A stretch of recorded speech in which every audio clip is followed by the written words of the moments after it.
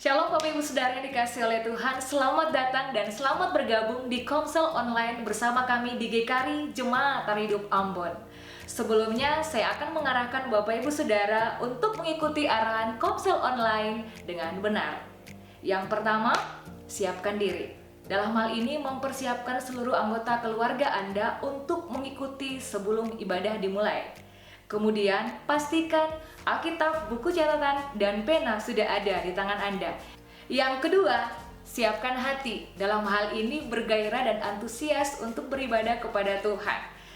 Untuk menikmati hadirat Tuhan dan cinta akan Tuhan. Ikuti setiap sesi yang sedang berlangsung, selayaknya kita sedang mengikuti komsel. Yang ketiga, siapkan pikiran. Dalam hal ini, fokus untuk Tuhan dalam setiap sesi ibadah, selayaknya Anda sedang duduk mengikuti komsel. Ingat, jangan menyibukkan diri dengan urusan kerumah tanggaan, pekerjaan, dan lain-lain. Fokus dari awal sampai akhir ibadah.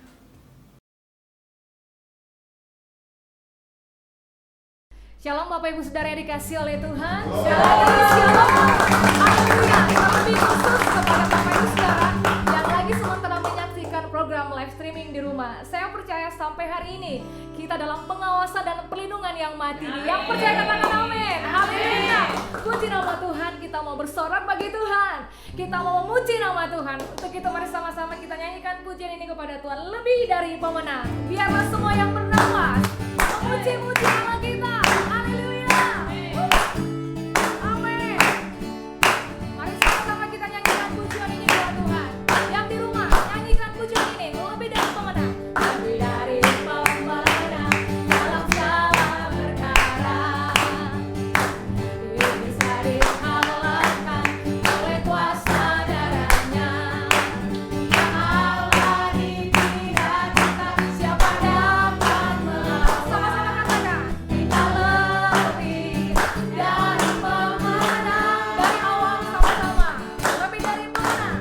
Lebih dari pemenang dalam segala perkara. Iblis telah dikalahkan. Iblis telah dikalahkan oleh kuasa darahnya. Jika Allah tidak kita siapa dapat melawan. Di rumah katakan kita lebih dari pemenang. Haleluya. Berkatlah panjinya Yesus saja segala raja. Haleluya. Kita derajatnya. Kita lebih dari pemenang. Yang di rumah sama-sama katakan haleluya. Haleluya. Kibarkanlah panjinya Yesus Raja segala raja. Haleluya. Bangkitlah derajatnya. Kita lebih dari pemenang. Kita lebih dari pemenang. Amin. Lebih dari pemenang. Kita di tempat ini, bahkan di rumah katakan kita lebih dari pemenang.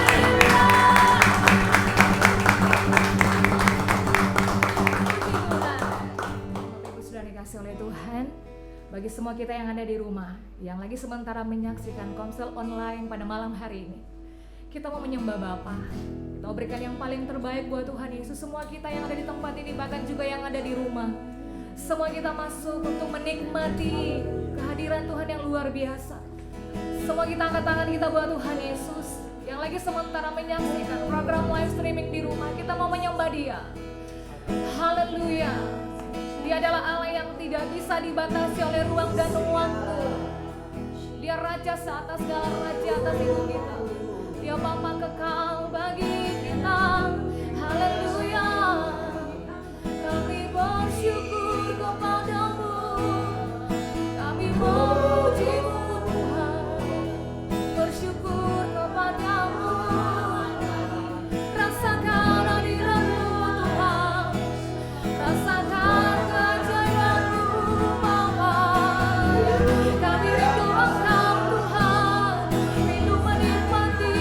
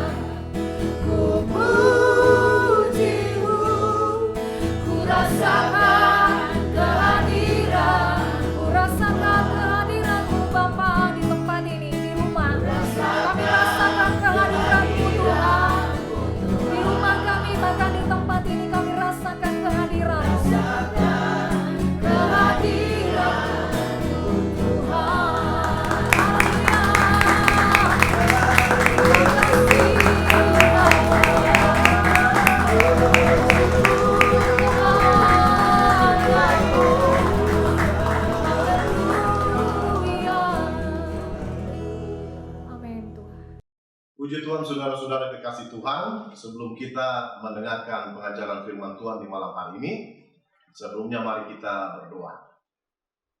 Tuhan Yesus, kami berdoa menyerahkan kebenaran firman Tuhan ini ke dalam tangan Tuhan. Kami berdoa Tuhan, urapi kami dengan pengurapan secara khusus, supaya kami bisa mengerti dan memahami apa kata firman-Mu, dan Tuhan berikan kami kekuatan untuk mempraktekkan kebenaran dalam hidup kami. Dan kami percaya ketika kami mendengar dan melakukan kebenaran firman Tuhan, maka hidup kami akan berbahagia di muka bumi. Urapi hamba-Mu dengan kepintaran-Mu dan kecerdasan-Mu ya Tuhan, supaya hamba bisa menyampaikan kebenaran ini sesuai kehendak-Mu. Di dalam nama Tuhan Yesus, firman yang hidup, kami sudah berdoa. Haleluya. Amin. Puji Tuhan, saudara-saudara. Pengajaran komsel kita di malam hari ini terambil dari kitab Keluaran pasal 13 ayat 17 sampai ayatnya yang ke-18. Bunyinya demikian, saudara-saudara. Setelah Firaun membiarkan bangsa itu pergi, Allah tidak menuntun mereka melalui jalan ke negeri orang Filistin, walaupun jalan ini yang paling dekat. Sebab firman Allah, jangan-jangan bangsa itu menyesal apabila mereka menghadapi peperangan, sehingga mereka kembali ke Mesir. Tetapi Allah menuntun bangsa itu berputar melalui jalan di padang gurun menuju ke Laut Teberau. Dengan siap sedia berperang, berjalanlah orang Israel dari tanah Mesir.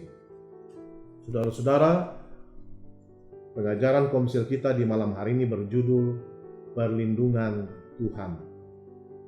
Saudara-saudara, ketika Allah mengeluarkan orang Israel dari tanah Mesir dan memimpin mereka menuju ke tanah perjanjian, Allah tidak memimpin mereka secara langsung dari negeri perbudakan ke negeri perjanjian, dari negeri yang berlimpah dengan keringat dan kesengsaraan ke negeri yang berlimpah dengan susu dan madu, tetapi Allah memimpin mereka melalui padang gurun. Nah, saudara, jalan melewati padang gurun adalah jalan yang sangat panjang, berliku-liku, dan memakan waktu yang sangat lama. Sedangkan ada jalan lain yang jauh lebih pendek dan jauh lebih cepat untuk sampai ke tanah perjanjian, yaitu jalan melewati daerah orang Filistin. Saudara-saudara, jalan melewati padang gurun kelihatannya seperti sebuah penundaan, seperti sebuah kelambatan, dan kelihatannya negatif. Tetapi jalan ini sangat perlu bagi orang Israel untuk melewati jalan itu. Mengapa, saudara-saudara? Karena Allah mengenal orang Israel lebih daripada mereka mengenal diri mereka sendiri. Allah tahu bahwa orang Israel tidak siap untuk berperang. Jadi jika mereka mengambil jalan paling dekat dan paling cepat menuju tanda perjanjian, maka ketika berhadapan dengan orang Filistin yang mereka sendiri belum siap untuk hadapi, maka mereka bisa saja mati terbunuh, atau karena frustrasi mereka bisa saja kembali ke Mesir dan kembali menjadi budak seperti dulu lagi. Jadi sekalipun jalan melewati padang gurun merupakan jalan yang panjang, tetapi jalan itu adalah jalan yang jauh lebih baik jika dibandingkan dengan berjalan melewati jalan yang pendek dan cepat. Jadi saudara-saudara, kata padang gurun dalam konteks firman Tuhan yang kita sudah baca tadi, kadang-kadang nampaknya seperti pembatasan, nampaknya seperti larangan. Kita inginnya ke sana, kita inginnya begini, dan kita inginnya semua kesusahan ini cepat berlalu, supaya kita bisa melanjutkan hidup kita secara normal. Tetapi kita merasa seperti dibatasi, seperti dilarang. Tidak boleh ke sana dan tidak boleh begini dan begitu. Harusnya kemari, harusnya jalan sini, kata Tuhan. Tuhan lakukan semua ini, saudara-saudara, karena Dia ingin melindungi umatnya daripada malapetaka. Jadi sekalipun mereka melewati jalur yang sangat panjang dan melelahkan dan banyak sekali persoalan, tetapi sekali lagi, karena jalan ini adalah jalannya Tuhan, adalah maunya Tuhan, maka Tuhan berjanji selama mereka menuruti aturan dan perintah Tuhan di dalam perjalanan ini, maka mereka akan baik-baik saja. Nah, saudara-saudara, perlindungan Tuhan nampaknya memang seperti pembatasan-pembatasan dan larangan-larangan yang membuat kita merasa seperti ruang gerak kita dibatasi. Tetapi jika saudara mau melihat hasil akhirnya, saya ulangi sekali lagi, jika saudara mau melihat hasil akhirnya, maka saudara akan merasa nyaman dan oke-oke saja dengan pembatasan-pembatasan dan larangan-larangan itu. Pembatasan-pembatasan dan larangan-larangan itu sebenarnya adalah sebuah bentuk perlindungan Tuhan atas hidup kita dan atas rumah tangga kita. Saudara-saudara, saudara mungkin saja sedang melewati pengalaman-pengalaman padang gurun, pengalaman-pengalaman yang pahit, pengalaman-pengalaman yang membuat air mata saudara jatuh, pengalaman-pengalaman yang membuat hati saudara perih. Dan dalam kondisi seperti ini, saudara merasa seperti ruang gerak saudara dibatasi. Tidak boleh begini dan tidak boleh begitu. Saudara-saudara, kita ingin duduk dekat dengan orang-orang yang kita kasihi. Kita ingin berjabat tangan dengan mereka. Kita ingin memeluk mereka. Kita ingin bercanda dengan mereka seperti dulu. Tapi untuk sementara waktu, kita tidak bisa melakukannya karena pembatasan-pembatasan dan larangan-larangan yang harus kita taati. Ada social distancing, kita harus berdiri berjarak 1 meter dengan yang lainnya. Ada cuci tangan dengan hand sanitizer atau alkohol. Ada keharusan mengenakan masker. Dan jika tidak ada keperluan penting, harus tinggal di rumah. Dan bahkan di beberapa tempat di lain kota ada lockdown dan lain-lain. Kita merasa seperti di penjara di dalam rumah kita sendiri. Kita tidak bisa melakukan hal-hal yang biasanya kita lakukan. Dan kita juga tidak bisa melakukan hal-hal yang ingin kita lakukan. Nampaknya kita sedang mengalami pengalaman padang gurun seperti yang dialami oleh orang Israel dalam perjalanan mereka menuju tanah perjanjian. Dalam perjalanan itu mungkin saja ada banyak orang Israel yang bertanya-tanya, kapan kita sampai di tanah Kanaan? Kapan semua kesulitan di padang gurun ini berakhir? Dan saudara, saya percaya seperti orang Israel, kita semua juga mungkin sedang bertanya-tanya di dalam hati, kapan semua ini berakhir? Kapan masa kesusahan ini selesai? Kapan kita bisa beraktivitas seperti dulu lagi? Atau mungkin saudara sedang berhadapan dengan persoalan-persoalan yang menyangkut karier dan bisnis saudara. Dan dalam hati saudara bertanya-tanya, kapan promosi itu datang? Kenapa orang lain dipromosikan sedangkan saya tidak? Kenapa nampaknya saya tidak membuat suatu kemajuan apapun di dalam bisnis saya? Bagaimana masa depan bisnis saya? Dan sebagainya. Saudara-saudara, sepertinya hari-hari ini Tuhan sedang menuntun kita berjalan melewati padang gurun. Dan Tuhan tahu secara pasti padang gurun adalah jalan terbaik bagi kita. Karena melalui padang gurun, Ia ingin melindungi kita dari berbagai macam malapetaka. Itu sebabnya ada pembatasan-pembatasan dan ada larangan-larangan, dan itu semua untuk kebaikan kita, supaya kita bisa terhindar dari malapetaka. Saudara-saudara, tahukah saudara bahwa padang gurun adalah masa persiapan untuk memasuki tanah perjanjian? Itu sebabnya saya mengajak saudara semua untuk mempercayai Allah. Maksud saya, jika Allah menuntun kita berjalan melewati padang gurun, berarti Dia juga yang akan menuntun kita sehingga kita bisa tiba dengan selamat di tanah perjanjian. Itu sebabnya sebagai gembala saudara, ada beberapa hal yang perlu saya sampaikan kepada saudara-saudara semua. Yaitu yang pertama, kita harus fokus pada tujuan dan bukan pada jalannya. Saya ingin membaca satu bagian firman Tuhan dari Markus pasal 8 ayat 35 dan 37. Bunyinya demikian, saudara-saudara. Pada hari itu, waktu hari sudah petang, Yesus berkata kepada mereka, "Marilah kita bertolak ke seberang." Ayat 37, lalu mengamuklah taufan yang sangat dahsyat, dan ombak menyembur masuk ke dalam perahu, sehingga perahu itu mulai penuh dengan air. Saudara-saudara, di suatu sore, Yesus mengajak murid-muridnya menuju ke seberang danau. Perhatikan apa kata Yesus kepada murid-muridnya. Marilah kita bertolak ke seberang. Yesus hanya memberitahu mereka tujuan akhir mereka, yaitu seberang. Dan Yesus tidak pernah berkata kepada mereka, marilah kita bertolak ke seberang.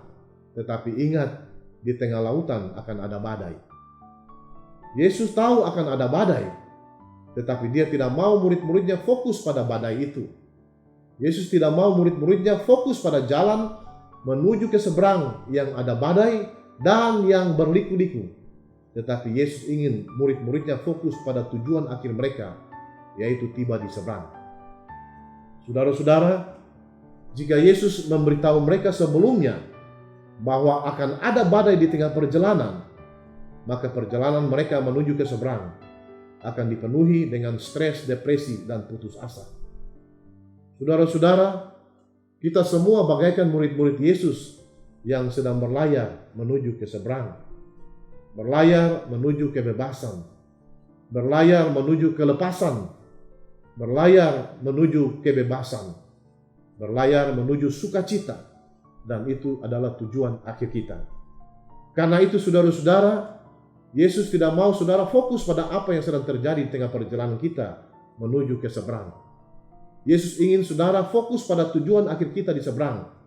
Karena di seberang ada sukacita, ada kelepasan, ada kemerdekaan, ada kebebasan dari pandemik yang sedang berlangsung beberapa pekan belakangan ini. Saudara-saudara mungkin bertanya, apa mungkin kita bisa tiba di seberang dengan selamat? Oh ya, kenapa tidak? Kenapa saya berkata demikian? Kenapa saya begitu yakin? Tentu saja saya yakin, karena di dalam perahu kita ada penguasa alam semesta yang akan mendiamkan pandemik ini.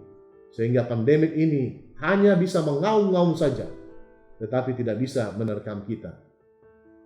Saudara-saudara, virus ini tidak takut kepada kita, tetapi dia takut kepada Yesus yang ada bersama-sama dengan kita. Yesus adalah Immanuel, Allah yang ada bersama dengan kita. Dan kata firman Tuhan, jika Allah ada di pihak kita, siapa yang bisa melawan kita? Tidak ada, bukan saudara-saudara?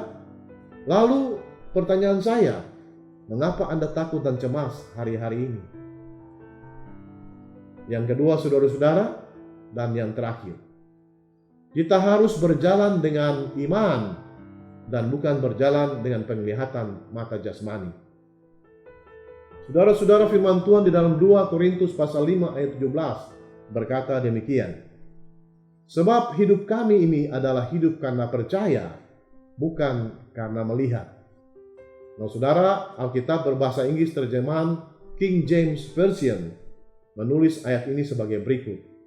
For we walk by faith, not by sight. Yang artinya, karena kita ini berjalan, maksudnya menjalani hari-hari hidup kita di dunia ini dengan iman dan bukan dengan penglihatan mata jasmani. Nah saudara-saudara, sebagai orang percaya, kita diminta supaya menjalani hari-hari hidup kita di dunia ini dengan iman dan bukan dengan penglihatan mata jasmani kita. Mengapa saudara-saudara? Karena semua yang dilihat mata jasmani itu adalah fakta dan kenyataan. Itu sebabnya ketika mata jasmani kita melihat sesuatu yang menyenangkan, maka hati kita akan terasa senang dan bahagia. Dan sebaliknya, jika mata jasmani kita melihat sesuatu yang menakutkan dan mencemaskan, maka hati kita juga akan turut menjadi takut dan cemas. Itu sebabnya saudara-saudara, supaya hidup kita tidak terpengaruh dengan fakta dan kenyataan yang ada di depan mata kita, maka kita harus menjalani hari-hari hidup kita di dunia ini dengan iman. Karena iman dalam prakteknya bertentangan dengan penglihatan mata jasmani kita. Iman pada hakikatnya bertentangan dengan fakta dan kenyataan yang ada di depan mata kita. Mata jasmani kita melihat segala sesuatu dari alam natural, alam yang kelihatan. Sedangkan mata iman kita melihat segala sesuatu dari alam supranatural, alam yang tidak kelihatan.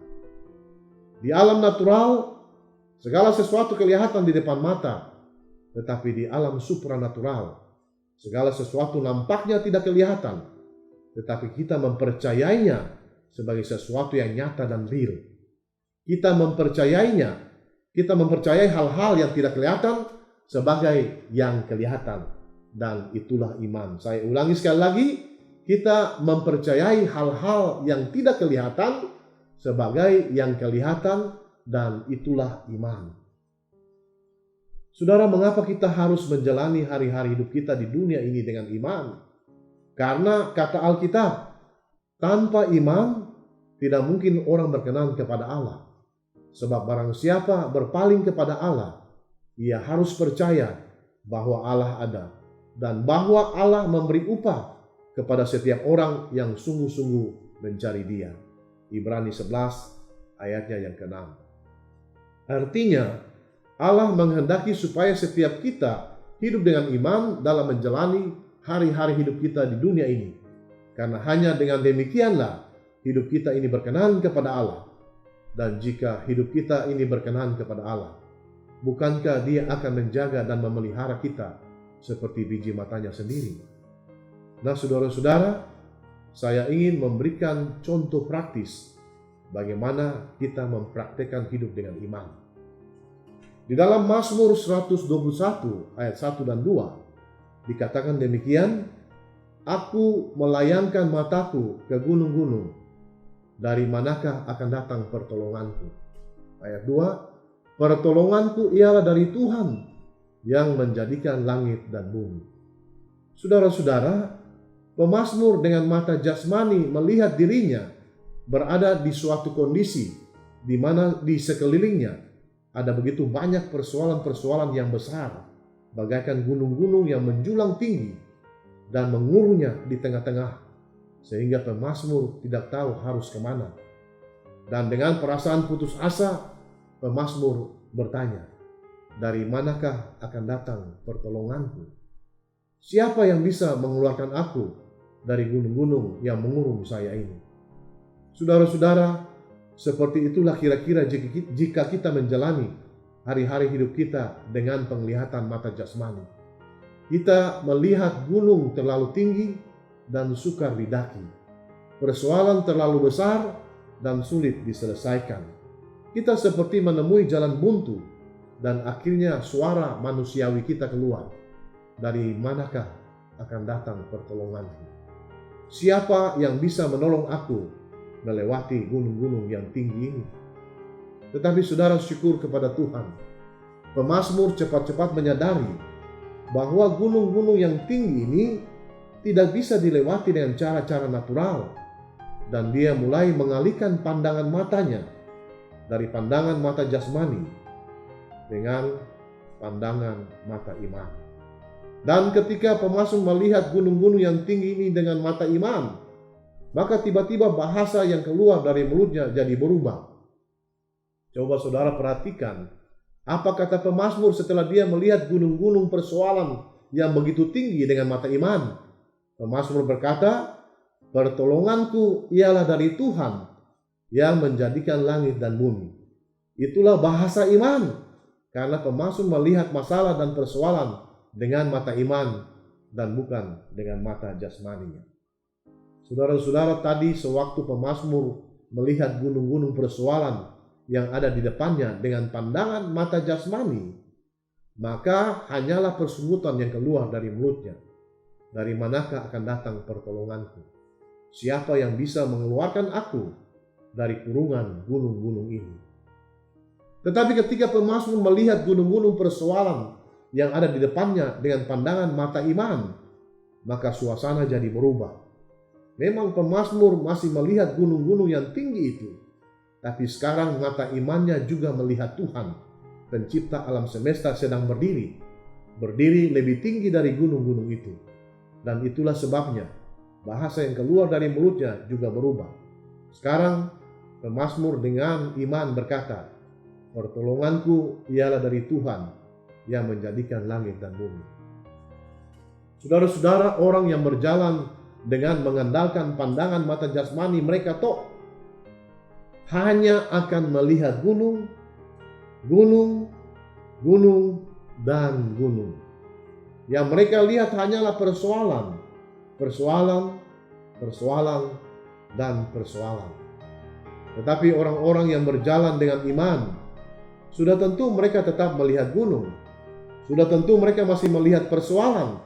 Tetapi di balik gunung itu, di balik persoalan itu, mata iman mereka melihat Tuhan pencipta alam semesta berdiri lebih tinggi dari gunung-gunung itu, berdiri lebih tinggi dari persoalan-persoalan itu, dan siap untuk meratakan gunung-gunung persoalan itu, supaya anak-anaknya bisa lewat di tempat yang rata.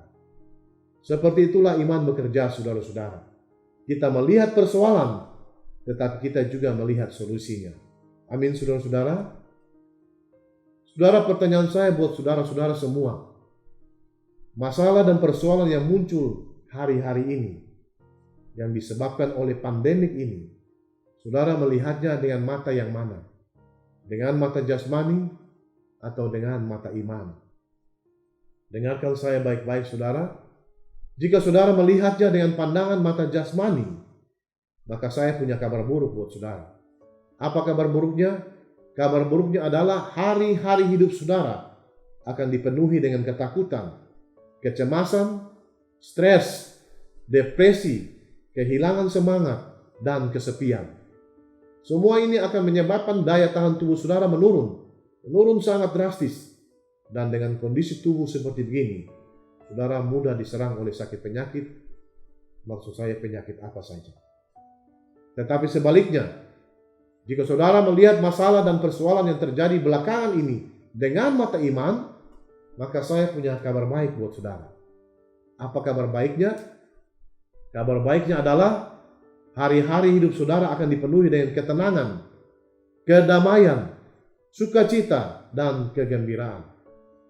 Dan tahukah saudara-saudara, ketenangan, kedamaian, sukacita, dan kegembiraan yang saudara rasakan di dalam hati saudara akan membuat daya tahan tubuh saudara meningkat sangat drastis. Dan dengan kondisi hati yang tenang, damai, sukacita, dan gembira, tubuh saudara akan memiliki kemampuan yang luar biasa untuk menolak sakit penyakit. Penyakit apa saja, saudara-saudara. Lagi pula firman Tuhan berkata, hati yang gembira adalah obat yang manjur. Amsal 22 ayat 7. Nah, saudara-saudara, jika demikian halnya, saya mau bertanya kepada saudara semua, apa yang saudara cemaskan dan takutkan hari-hari ini? Bukankah hal itu sangat merugikan saudara? Teristimewa merugikan kesehatan saudara sendiri. Bersukacitalah dan bergembiralah, karena itu adalah obat yang paling manjur, obat yang paling ampuh, dan obat yang paling murah di dunia untuk mengalahkan penyakit apa saja. Saudara-saudara, iman seperti yang baru saya jelaskan kepada saudara-saudara, itu tidak jatuh dari langit, dan saudara tinggal memungutnya dan mengenakannya. Tidak seperti itu cara kerjanya, saudara. Kata Alkitab, iman seperti ini hanya akan timbul dari pendengaran, dan pendengaran akan firman Kristus. Roma 10 ayat 17. Saudara harus mendengar firman Tuhan supaya iman seperti ini muncul dari dalam hati saudara dan tidak ada jalan lain. Artinya harus ada upaya dari kita untuk menyempatkan waktu untuk mendengar firman Allah. Keadaannya mau seperti apa, ekstrim seperti apa, kita harus berupaya untuk mendengar firman Allah. Sebab firman Allah akan memunculkan iman dari dalam hati kita, dan dengan iman itu kita bisa mengatasi berbagai macam persoalan yang sedang melanda kita hari-hari ini. Itu sebabnya saudara-saudara, sekalipun beberapa minggu belakang ini, cara kita beribadah agak lain daripada biasanya, tetapi tetap intinya adalah kita harus mendengarkan firman Tuhan sekalipun itu harus melalui online. Justru dalam kondisi yang agak ekstrim seperti hari-hari belakangan ini, kita justru sangat memerlukan iman. Karena dengan iman, kita bisa melihat solusi di balik sebuah masalah dan persoalan. Itu sebabnya kita harus dengar firman Tuhan. Yang terakhir, saudara-saudara, saya ingin mengajak saudara-saudara semua melihat satu ayat firman Tuhan di dalam kitab Pengkhotbah.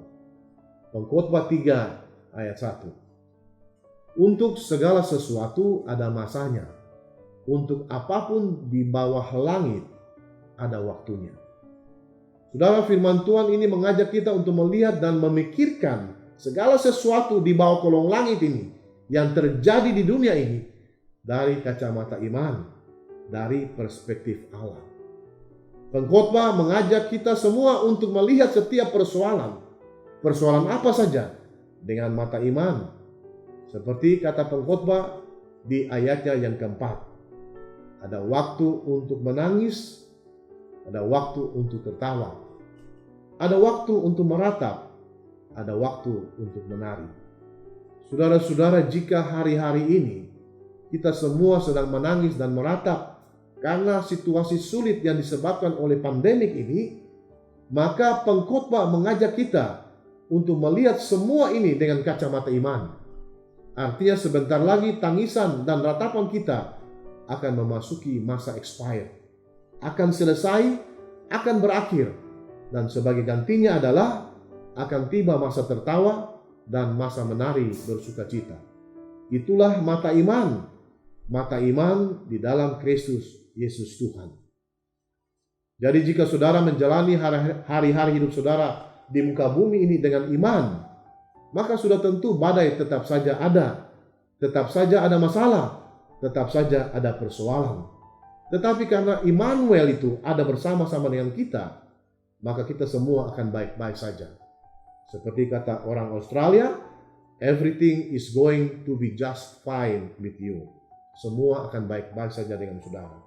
Dan semua kita yang percaya, sama-sama dengan saya kita katakan, amin, haleluya, puji Tuhan. Saudara-saudara, mari kita berdoa. Tuhan Yesus, tolong kami semua supaya melewati masa-masa yang sulit ini, kami melewatinya dengan paradigma Allah. Kami melihat masa-masa sulit ini dengan kacamata iman, sehingga Tuhan, kami percaya ketika kami melihat semua ini dengan kacamata iman, maka kami akan melihat Allah berdiri di balik persoalan-persoalan kami. Dan kami percaya ketika Allah berdiri di balik persoalan-persoalan kami percaya Tuhan akan menuntun kami melewati persoalan-persoalan ini dengan baik, sampai kami selamat tiba di seberang. Tuhan, tolong kami semua, supaya mulai malam hari ini, kami menggunakan mata iman, dan tidak saja menggunakan mata jasmani kami. Sehingga ketika mata jasmani kami melihat persoalan, maka mata iman kami melihat solusinya.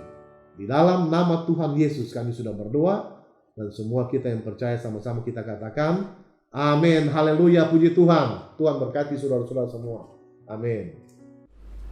Ya, puji nama Tuhan. Bapak Ibu Saudara yang Tuhan Yesus kasihi, saya percaya Bapak Ibu Saudara pasti diberkati dengan kebenaran firman Tuhan yang sudah kita dengar sama-sama. Amin. Amin. Saatnya kita memberi untuk pekerjaan Tuhan. Ada satu bagian firman Tuhan sebelum kita memberi yang terdapat dalam Keluaran pasalnya yang ke-34 ayat 20 bagian terakhir saya bacakan. Dan janganlah orang menghadap ke hadiratku dengan tangan hampa. Puji Tuhan. Siapkan persembahan Bapak Ibu Saudara karena kita akan memberi bagi pekerjaan Tuhan. Nah, untuk prosedurnya Bapak Ibu Saudara boleh memberikan persembahan Saudara kepada PKS yang bersangkutan, ataukah Bapak Ibu Saudara boleh langsung ke gereja untuk memberikannya kepada bendahara gereja. Nah, bagi Bapak Ibu Saudara yang punya SMS banking boleh langsung transfer ke rekening gereja yang ada di bawah ini, baik itu persembahan sukarela maupun persembahan persepuluhan boleh langsung ditransfer ke rekening di bawah ini. Puji nama Tuhan. Saatnya kita untuk memberi bagi pekerjaan Tuhan, kita siapkan persembahan kita. Kita angkat tangan kanan kita dan mari kita berdoa. Tuhan Yesus, terima kasih karena kami ada waktu dengan Tuhan untuk bersekutu dengan Tuhan sekalipun secara online, tapi kami percaya kami semua sudah merasakan lawatan Tuhan, merasakan kehadiran Tuhan di tengah-tengah persekutuan kami. Saatnya kami akan memberi bagi pekerjaan Tuhan. Kami berdoa supaya Tuhan memberkati persembahan kami. Kami percaya firman Allah yang berkata, siapa menabur dia menuai. Dan kami siap buat menabur dan menuai dalam kelimpahan. Dalam nama Yesus Kristus Yesus Tuhan kami berdoa dan bersyukur. Haleluya. Amin.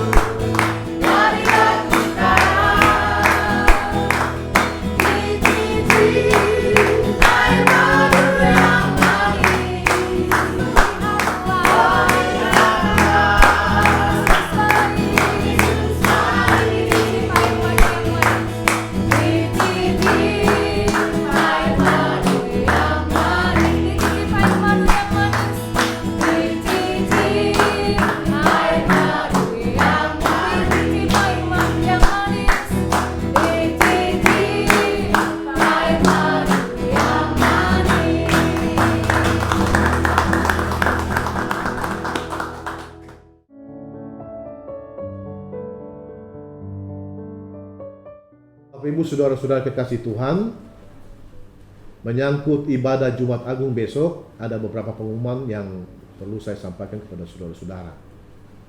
Yaitu ibadah Jumat Agung akan berlangsung besok tepat pukul 9 pagi secara online seperti biasa dan dapat diakses melalui akun Facebook GKRI Air Hidup Ambon. Yang kedua, ibadah Raya Minggu sekaligus perayaan Paskah Kristus akan berlangsung seperti biasa pada hari Minggu 12 April pukul 9 pagi, dan ibadah Paskah ini akan berlangsung juga secara online dan dapat diakses melalui akun Facebook GKRI Air Hidup Ambon. Yang ketiga, bagi Bapak Ibu Saudara yang mengalami kendala untuk mengikuti ibadah kami melalui online, diusahakan bergabung dengan jemaat lain yang memiliki akses dan perangkat yang lebih baik. Demikian pengumuman yang perlu saya sampaikan kepada saudara-saudara. Terima kasih atas perhatian saudara. Tuhan Yesus memberkati. Amin. Saudara-saudara kekasih Tuhan, sebelum kita mengakhiri ibadah komsel kita di malam hari ini, kita akan berdoa, mendoakan bangsa ini, teristimewa mendoakan kota kita ini, supaya dengan pertolongan Tuhan, persoalan ini dapat segera teratasi dan kita kembali bisa beraktivitas seperti biasanya. Mari kita berdoa saudara-saudara. Bapa, kami berdoa dan datang ke hadapan hadirat-Mu di dalam nama Yesus Kristus Tuhan penebus dan juru selamat kami yang bangkit. Bapa, kami berdoa menyerahkan bangsa dan negara kami ke dalam tangan Tuhan, dan teristimewa kota kami tercinta, kota Ambon ya Bapa. Untuk bangsa ini, untuk pemerintah ini Tuhan, kami berdoa untuk presiden kami, jajaran kabinet yang ada, semua pemimpin-pemimpin terkait, supaya kepada mereka dikaruniakan Tuhan hikmat dan kebijaksanaan. Supaya Bapa dengan hikmat dan kebijaksanaan, mereka dapat mengambil langkah-langkah strategis untuk membebaskan bangsa dan negara kami ini Tuhan dari pandemik yang sementara mewabah belakangan ini. Kami berdoa ya Aba ya Bapa, supaya pengetahuan Tuhan, kepintaran Tuhan turun kepada mereka, dan mereka bisa mengambil langkah-langkah yang tepat untuk membebaskan bangsa dan negara kami itu. Ya Aba ya Bapa, kami berdoa secara khusus untuk kota kami, untuk provinsi ini Tuhan. Berkati Bapak Gubernur kami, berkati Bapak Wali Kota kami Tuhan.